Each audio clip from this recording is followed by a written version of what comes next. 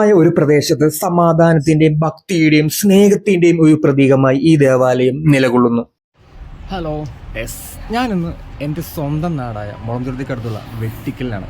വെട്ടിക്കലിൽ saint Thomas ദേറയിലാണ്. 900 വർഷത്തെ ചരിത്രം പറയാനുള്ള ഈ ദേവാലയത്തിന് കുറച്ച് ചരിത്രവും പെരുന്നാൾ വിശേഷങ്ങളുമാണ് ഞാൻ ഇന്ന് ഈ വീഡിയോയിൽ പറയുന്നത്. എന്നെ പരിചയപ്പെടുത്താം.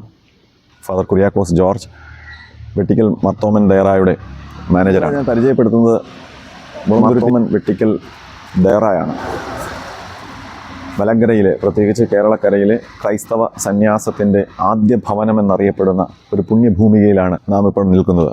9 നൂറ്റാണ്ടിൻ്റെ ചരിത്രം പറയുന്ന ഒരു പുണ്യഭൂമിയാണിത്. 9 നൂറ്റാണ്ടുകൾക്ക് മുമ്പ് 1125 വെട്ടുകല്ലുകൊണ്ടുള്ളൊരു കുരിശ് തിരുവിതാംകൂർ, കൊച്ചി രാജ്യങ്ങളുടെ അതിർത്തിയിൽ സ്ഥാപിക്കുന്നിടത്താണ് ഈ വെട്ടിക്കൽ ദേറായുടെ ഉത്ഭവം.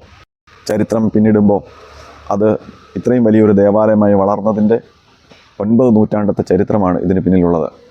അനേകം മാമുനിമാരായ സന്യസ്തരായ വൈദികർക്ക് അഭയകേന്ദ്രമായി നിലനിന്നൊരു പുണ്യഭൂമിയാണ് ഈ വെട്ടിക്കൽ ദേറ. അന്ത്രയോസ് ബാവ, കാട്ടുമങ്ങാട്ട് ബാവാമാർ, അതുപോലെ ചരിത്രപ്രസിദ്ധമായി നമ്മൾ പരിമല തിരുമേനി എന്ന് വിളിക്കപ്പെടുന്ന വർഗീസ് മാർ ഗ്രിഗോറിയോസ് മെത്രാപ്പോലിത്തായ്ക്ക് അദ്ദേഹത്തിൻ്റെ കർമ്മഭൂമിയായി നിലകൊണ്ട ഒരു പുണ്യസ്ഥലമാണ് ഈ വെട്ടിക്കൽ ദേറ. അതുപോലെ തന്നെ ചരിത്രത്തിൽ അതിന് വളരെ പ്രാധാന്യമുള്ള ഒരു സന്ദർഭത്തിലാണ് നാം ഇപ്പോൾ എത്തിച്ചേർന്നിരിക്കുന്നത്. പഴയ നമ്മുടെ കൊച്ചി തിരുവിതാംകൂർ അതിർത്തിയായിരുന്ന വെട്ടിക്കലിൽ AD 1125 ഈ ദേറയുടെ ആരംഭമായി ചെങ്കൽ കുരിശ് സ്ഥാപിക്കപ്പെട്ടത്. പിന്നീട് 1200 ഇത് കുരിശുപള്ളിയായിട്ട് ഉയർത്തപ്പെട്ടു. ഈ ദേവാലയത്തെ ഇന്ന് കാണുന്ന ദേവാലയമാക്കി മാറ്റിയത് 1876 അന്നത്തെ മെത്രാപ്പോലിത്തയായിരുന്ന പരിശുദ്ധ പരിമല തിരുമേനിയാണ്.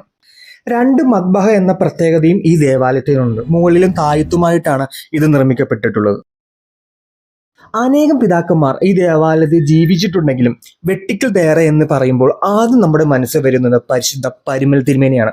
ഇന്നും പരിമല തിരുമേനി ഉപയോഗിച്ചിരുന്ന കട്ടിലും കസേരകളും വസ്തുക്കളും ഇവിടെ നമുക്ക് കാണാൻ സാധിക്കും. മനോഹരമായ ഒരു പ്രദേശത്ത് സമാധാനത്തിന്റെയും ഭക്തിയുടെയും സ്നേഹത്തിന്റെയും ഒരു പ്രതീകമായി ഈ ദേവാലയം നിലകൊള്ളുന്നു.